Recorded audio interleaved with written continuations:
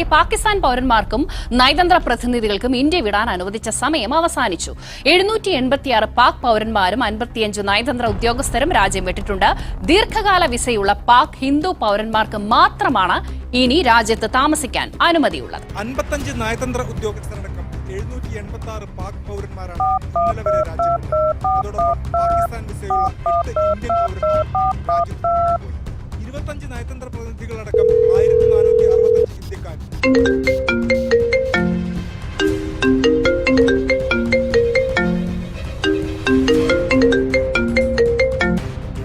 Hello, എന്തേ അമ്മ? ഞാൻ അങ്ങോട്ട് അങ്ങാടിക്ക് സാധനം വാങ്ങാൻ പോന്ന. എന്തേ വരുവോ? ആ, സാധനം ഞാനേ വാങ്ങി പെരയെ കൊണ്ടേ കൊടുത്തുകൊണ്ട് ഇപ്പാണ്ട് വരാട്ടോ. മമ്മ എത്ര നേരം എന്നോട് ചായക്ക് പറഞ്ഞിട്ട് അവിടെ ചായ ഇട്ടിട്ട് ഇപ്പൊ കുടിച്ചിട്ടുണ്ടാവോ? മൻസൂറാണ്ട് തരാ വെള്ളം തളക്കൊന്നും വേണ്ടത്. ഒരു ചൂടാവണ്ട വെള്ളം. ഓത്തിന് ഇങ്ങനെ തിരക്കുണ്ട് കൂട്ടിക്കാണ്ട്. മെമ്പറെ, നിങ്ങൾ ഈ പത്രത്തിൽ ഈ ന്യൂസ് കണ്ടില്ലേ? പാകിസ്ഥാൻ പാസ്പോർട്ട് ഉള്ളവരൊക്കെ തിരിച്ചയക്കണെന്ന്. അങ്ങനെയാണെങ്കിൽ ഇപ്പൊ നബീസ്ഥാന്റെ മാപ്പിളിനും തിരിച്ചയക്കൂലേ? ഇത് ആ കാശ്മീരിന്റെ പ്രശ്നം കൊണ്ടാണുള്ളത്.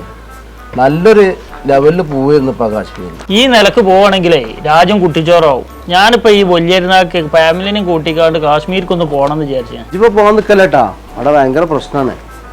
അസ്സലാമു അലൈക്കും. ഇരുന്നോളി. ഒരു ചായ കൊടുത്താ ഇവിടെ ഇങ്ങനെ പത്രം വായിച്ചിരിക്ക. ഇന്നലത്തെ ഒക്കെ ശരിക്കും പഠിച്ചോ? അല്ല പുസ്താദ്, എന്തിപ്പോ പീടിക്ക് ചായ പിടിച്ചാൻ പോകുന്നത്? ഇന്ന് ചെലവ് പറഞ്ഞ പെരക്കാരൊക്കെ കൂടി ടൂറ് വയ്ക്കുന്നു. അപ്പൊ ടൂറ് പോണ കാര്യം ഒരു പറഞ്ഞിട്ടില്ലായിരുന്നോ? ടൂറ് പോണ കാര്യമൊന്നും ഇവര് പറഞ്ഞിട്ടില്ല. ഞാൻ ഭക്ഷണത്തിന് ചെന്നപ്പോ വാതിൽ ഒട്ടിച്ചിട്ട് ഞങ്ങൾ ടൂറ് പോകണ ഉസ്താദെ, വേറെ എവിടെന്നെങ്കിലും ഭക്ഷണം കഴിച്ചോളിന്ന്. അങ്ങനെയാണ് ഇപ്പൊ ഞാൻ ഇവിടെ വന്നിട്ട് ചായ പിടിക്കുന്നുണ്ട്. ടൂറ് പോണ സ്ഥലേ എഴുതി ഒട്ടിച്ചേക്കണ. എവിടുക്കാ പോയതെന്നൊന്നും അവിടെ എഴുതി വെച്ചിട്ടില്ല. ഇവിടെ അടുത്തേക്ക് എവിടേക്കാൻ പോയിട്ടുണ്ടാവുക. കാശ്മീർ ഭാഗത്തേക്കൊന്നും പോയിട്ടുണ്ടാവില്ല. കാശ്മീർക്കൊന്നും ഇപ്പൊ പോവില്ല. അവിടെയൊക്കെ പ്രശ്നങ്ങൾ നടക്കല്ലേ. ആൾക്കാർക്ക് സിയാർത്ത് ടൂറൊന്നും തീരെ ഇഷ്ടമല്ല. പോവാണ് കാശ്മീർ, കൊടുമണാലി ഇങ്ങനെയൊക്കെയാണ് ആഗ്രഹം.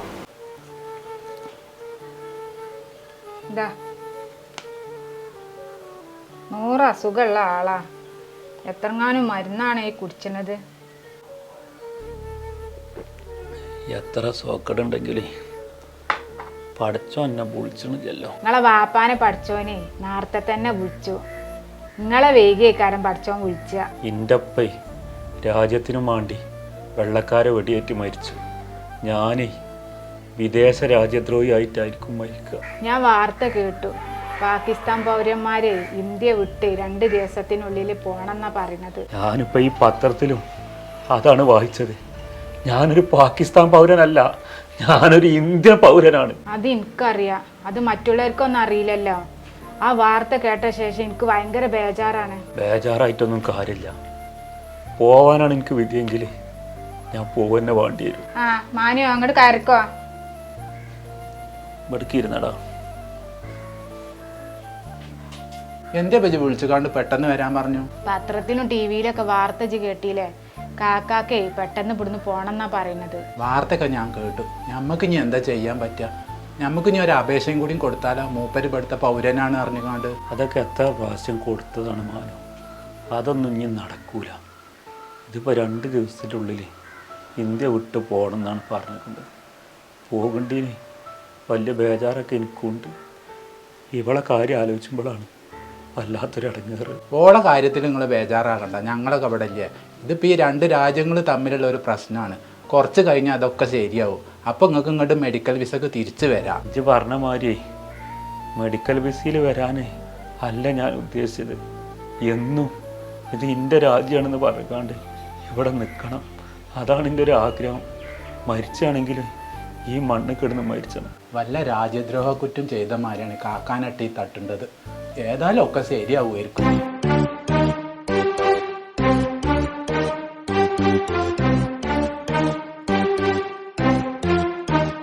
മായമുട്ടിയെ എത്തപ്പറ്റി മുണ്ടാകെ പോണോ? അതിലൊന്നുമില്ല, ഞാൻ ഒരു ആലിലിങ്ങനെയാണ് പോവാണ്. എത്തപ്പ എനിക്ക് ഇത്ര ആലോചിച്ചാനേ? കുട്ടികളെ കെട്ടിച്ചലൊക്കെ കഴിഞ്ഞില്ലേ?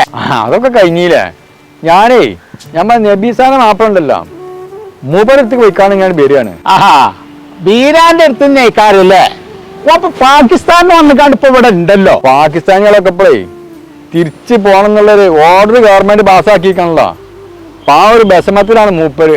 അപ്പൊ അതിങ്ങനെ ഞാൻ ആലോചിച്ചുകൊണ്ട് ഇങ്ങനെ നടന്നു പോയിരുന്നു. ഓൻ തിരിച്ചു പോണല്ലോ, ഓൻ പാകിസ്ഥാനിയല്ലേ. മൂപ്പര് നമ്മളെ നാട്ടുകാരനല്ലേ, ഇവിടെ പഠിച്ചു വളർന്ന ഇവിടെ ജീവിച്ച മനുഷ്യനല്ലേ, അങ്ങനെ പാകിസ്ഥാൻകാരനാവണം. ഓൻ ഇവിടെ ജനിച്ചു വളർന്നതൊക്കെ തന്നെ ഈ കാര്യം.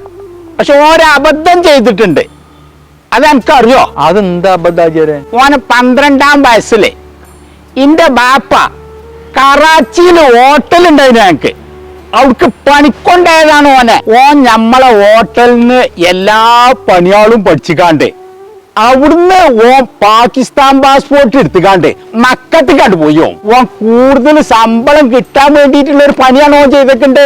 അതുകൊണ്ടാണ് ഓൻ കുടുങ്ങിയത്. ഓൻ സത്യത്തിൽ പാകിസ്ഥാൻ പൗരനാണ് ഇപ്പൊ. അജരൊന്നും വിചാരിച്ചരുത്. ഞാൻ കേട്ടതേ ഇങ്ങളെ ബാപ്പേ മര്യാദക്ക് ശമ്പളം ഒന്നും കൊടുക്കാത്തോണ്ട് പോയതാണെന്നാണ്. അത് ആൾക്കാരൊക്കെ വെറുതെ പറഞ്ഞുണ്ടാക്കുകയാണ്. ഓനാണ് എന്റെ വാപ്പ ഏറ്റവും കൂടുതൽ ശമ്പളം കൊടുത്തിന്റെ. പൊറാട്ടപ്പണിന്റെ മെയിൻ ആളേന് ഓനെ. എല്ലാ പണിയും ഓനെ പഠിപ്പിച്ചു. അയാളെ കാര്യം കട്ടപ്പോകയാണ്. ജനിച്ചു വളർന്ന നാട്ടിലെ മരിച്ചുള്ള യോഗ അയാൾക്കില്ലാന്നാ തോന്നുന്നത്. ഏതായാലും പമ്പർന്നോട് കുടുങ്ങി, മക്കളില്ലല്ലോ.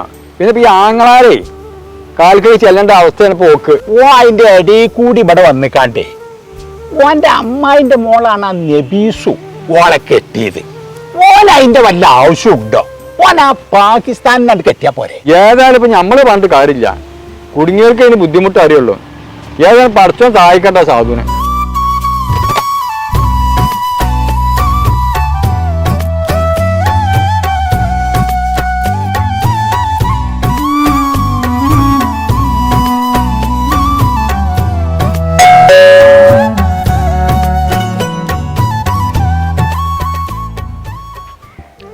ആരാ? എനിക്ക് മനസ്സിലായില്ലല്ലോ. ഞങ്ങൾ മലപ്പുറം കലക്ടറേറ്റിൽ നിന്നാണ് വരുന്നത്.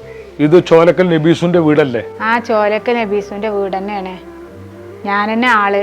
എന്തിയെ? മഞ്ഞക്കണ്ടം ബീരാൻ എന്ന് പറഞ്ഞ ആള് ഇവിടെയാണോ താമസം? ഇവിടെ തന്നെയാണ് താമസം. മൂപ്പരിന്റെ ഭർത്താവാണ്. ഞങ്ങള് മൂപ്പരെ കാണാൻ വേണ്ടി വന്നാണ്. ആള് ഇവിടെ ഉണ്ടോ? മൂപ്പര് ഇവിടെ ഉണ്ട്. ഞാൻ വിളിക്കാം, അങ്ങോട്ട് കേറി ഇരുന്നോളി.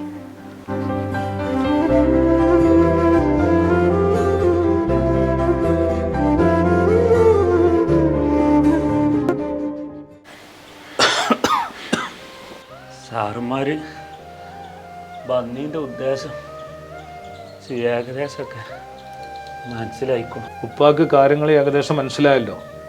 സെൻട്രൽ ഗവൺമെൻറ്റിൻ്റെ നിർദ്ദേശം കലക്ട്രേറ്റിക്ക് വന്നതനുസരിച്ചുള്ളപ്പോൾ ഞങ്ങൾ വന്നിട്ടുള്ളത് പാകിസ്ഥാൻ പൗരത്തുള്ള എല്ലാവരും 2 ദിവസത്തിനുള്ളിൽ ഇന്ത്യ വിടണം എന്നാണ്. അതുകൊണ്ട് ഉപ്പ ഞങ്ങളോട് സഹകരിക്കണം. ഈ വയസ്സിന് ഇവിടെ ഒന്നും ചെല്ലൂല. ഞാൻ എന്തായാലും പോകും. ഞാനിവിടെ നിൽക്കാൻ തീരുമാനിച്ചിട്ടൊന്നുമില്ല. ഞാൻ ഒരു ഇന്ത്യൻ പൗരൻ തന്നെയാണ്. ഞാൻ പാകിസ്ഥാൻ പൗരനൊന്നും അല്ല. ഉപ്പ പറയുന്നതൊക്കെ ശരിയായിരിക്കാം, പക്ഷേ രേഖാമൂലം ഉപ്പ പാകിസ്ഥാൻ പൗരനാണ്. ഇന്ത്യൻ പൗരനാണ് എന്നത് ഉപ്പാക്ക് തെളിയിക്കാൻ പറ്റുന്നുണ്ടെങ്കിൽ ഞങ്ങൾ ഉദ്യോഗസ്ഥന്മാർ എന്ന നിലക്ക് എന്തെങ്കിലും നിങ്ങളെ സഹായിക്കാൻ കഴിയുള്ളൂ. പൗരത്വത്തിന് വേണ്ടിയിട്ട് ഇനി ഞാൻ മുട്ടാനൊരു വാതിലും ബാക്കിയില്ല. ഇപ്പം ഞാൻ അവിടെ നിന്ന് ഇങ്ങോട്ട് വന്നിട്ടുള്ളത് മെഡിക്കൽ വിസക്കാണ്. ആ മണ്ണിൽ കിടന്ന് മരിക്കണം എന്നേക്കാരം അള്ളാൻ്റെ വിധി. ഞങ്ങൾ ഉദ്യോഗസ്ഥന്മാരെന്നുള്ള നിലക്ക് ഇനിയൊന്നും ഞങ്ങൾക്ക് ഇതിൽ പറയാനില്ല. 2 ദിവസത്തിൻ്റെ ഉള്ളിൽ നിങ്ങൾ എന്തായാലും ഇന്ത്യ വിട്ട് പോയേ പറ്റൂ.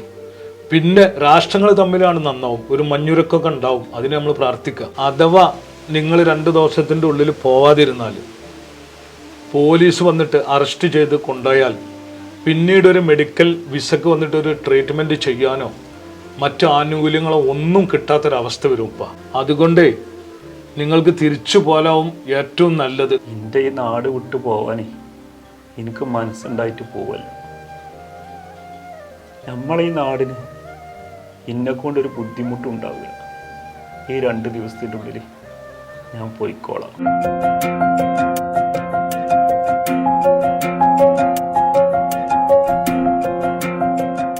അസ്സലാമലൈക്കും. വലൈക്കും സലാം. മെമ്പറേ, ഞങ്ങളെ പെരയിൽ പോയി. അപ്പം നിങ്ങളെ പെണ്ണുങ്ങൾ പറഞ്ഞു പഴയ പെരയ്ക്ക് പോന്നേക്കണെന്ന്. അതേ ഞാൻ അങ്ങോട്ട് പോകുന്നത്. ഞാൻ അങ്ങോട്ട് വന്നതായിരുന്നു. ഇവിടെ ഇന്ത്യക്കാർക്ക് വാടക കൊടുത്തായിരുന്നു. അട്ടിങ്ങൾ ആകെ നസി കുസിയാക്കി. ഇനി ആരെയും വിളിച്ചു കാണാൻ നന്നാക്കണം. നിങ്ങൾ വന്ന കാര്യം എനിക്ക് മനസ്സിലായി. കാരണവരെ കാര്യം പറയാനല്ലേ? ആ കാര്യം പറയാൻ തന്നെ ഞാൻ വന്നിക്കേണ്ടത്. എന്റെ കാരണവരെ കാര്യം ആലോചിച്ചിട്ട് എനിക്ക് ഉറക്ക് വരുന്നില്ല. നിങ്ങൾക്ക് മാത്രമല്ല വിഷമം, എല്ലാവർക്കും ഉണ്ട് കാര്യത്തിൽ വിഷമം. എന്താ നമുക്ക് ചെയ്യാം? പെട്ടെന്നല്ല ഇപ്പൊ ഇങ്ങനത്തെ ഒരു പ്രശ്നം വന്നത്. മൂപ്പരിപ്പ ആ പൗരനാന്നുള്ള രേഖയിലൊക്കെ ഉള്ളത്. മൂപ്പർക്ക് മടങ്ങാതിരിക്കാൻ പറ്റൂലല്ലോ. ഓനിപ്പോ പഴയമാരി ആരോഗ്യം ഉണ്ടെങ്കിൽ കുഴപ്പമില്ലായിരുന്നു. ഇപ്പൊ പഴയമാരിക്ക് വെജ. അപ്പൊ ഇത് പെരക്കാർക്കും ഒക്കെ മൊത്തത്തിൽ എന്റെ താത്താർക്കും ഒക്കെ വിഷമാണ് ഇപ്പൊ ഈ കാര്യത്തില്. എന്തെങ്കിലുമൊക്കെ ചെയ്തിക്കാണ്ട് നമുക്ക് അത് ഒഴിവാക്കി കിട്ടും മെമ്പറെ. ഞാൻ ഈ വാർഡിലെ മെമ്പർ മാത്രമല്ല, എനിക്ക് എന്താ ചെയ്യാൻ പറ്റുക? ഇത് കേന്ദ്ര സർക്കാരിന്റെ തീരുമാനമല്ലേ? എനിക്കുട്ടി അതിനെപ്പറ്റി ഒന്നും അറിയില്ല. ഞങ്ങളെ നോക്കാൻ വേണ്ടിയിട്ട് ഓൻ്റെ കാക്ക 12ാം വയസ്സിൽ നാടുവിട്ട് പോയതാണ്. ഓൻ്റെ അതുകൊണ്ടായിരുന്നു ഞങ്ങളൊക്കെ ഇത്രയും കാലം ജീവിച്ചത്. ഓനാണെങ്കിൽ ഒരു മക്കൾ പോലും ഇല്ല. എന്നാലും വേണ്ടില്ല, നമ്മളെ നാട്ടിൽ കയറുന്നേക്കാണ് മരിച്ചാലുള്ള ഒരു വിരിയും കൂടി നമുക്ക് കിട്ടിയില്ലല്ലോ എന്ന് ആലോചിക്കുമ്പോഴാണ് എനിക്ക് സങ്കടം. ഹംസാക്ക, നിങ്ങൾ ബേജാറല്ലേ? ഇതൊക്കെ ശരിയാവും. ഇതിപ്പോ നമ്മൾ രണ്ട് രാജ്യങ്ങൾ തമ്മിലുള്ള പ്രശ്നമല്ലേ? കുട്ടിയെ എന്തെങ്കിലുമൊക്കെ ചെയ്യാൻ പറ്റുമെങ്കിൽ ചെയ്തുകൊണ്ടാണ്. എനിക്കിത് വേറെ ഒരാളോട് പറയാൻ പറ്റാത്തതുകൊണ്ടാണ് ഞാൻ പോവാൻ.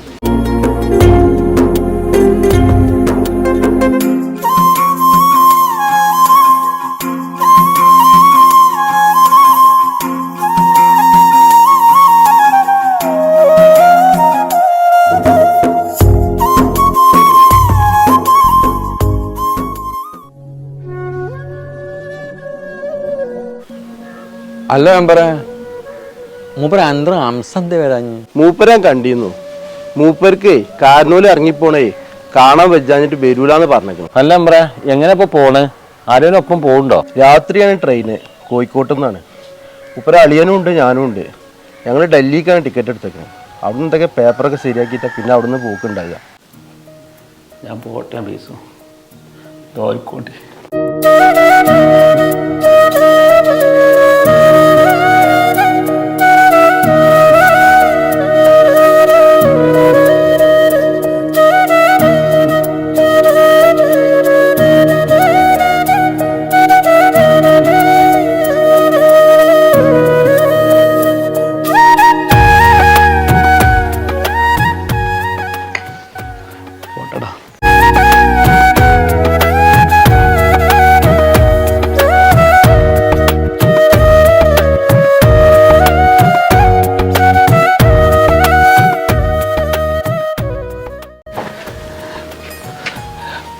പോട്ടെ.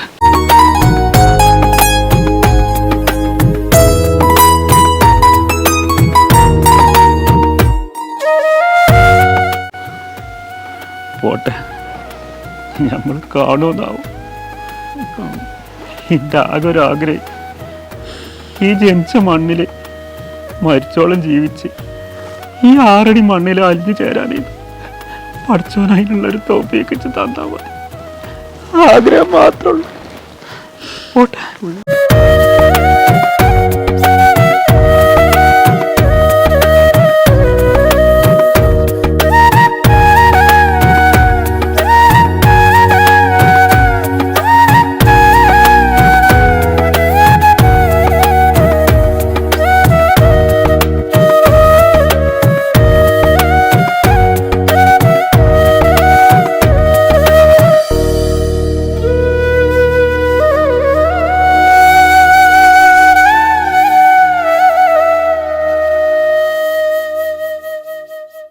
പൊന്നാര മക്കളെ, ബീരാങ്കാക്കാന്റെ മാതിരി സ്വന്തം നാട്ടിൽ ജീവിക്കാൻ പറ്റാത്ത കുറേ ആൾക്കാരുണ്ട്.